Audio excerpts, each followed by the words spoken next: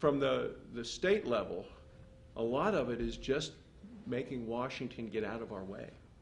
We know how to do things right here. We just came out with a report on, I'm the chairman of the Senate Western Caucus in kind of Rocky Mountain states, and it's the same situation for Montana, for Idaho, for Utah. When Washington kind of comes out with a one-size-fits-all approach to things, it often doesn't work for Wyoming. You know, if something works in New York City, it's not going to really work necessarily in Afton. And so whether it's the health care law, whether it's some of their regulations that come out, it just makes it a lot harder for us to do things. They kind of want to take control over water, air, land.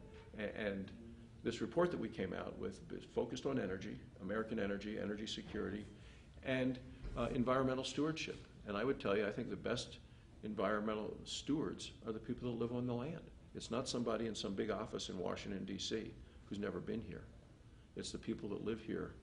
And this is a multiple use state. Public lands, half of the land of the state of Wyoming is actually owned by the federal government, in which they want to tell us how to, how to use the land and what the impacts are.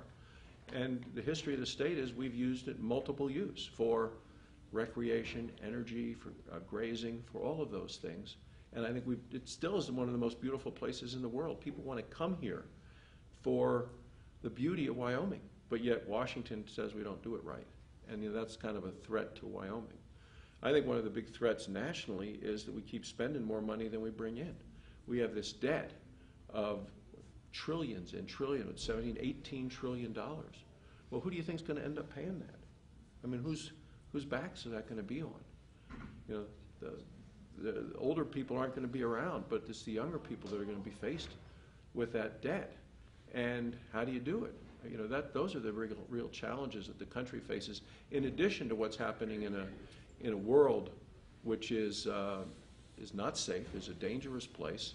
You see Putin going into Ukraine, you see North Korea with nuclear weapons, you see Iran trying to develop nuclear weapons. You take it spot by spot around the world, China and what they're trying to do. And those are the things that I think are really concerning down the line.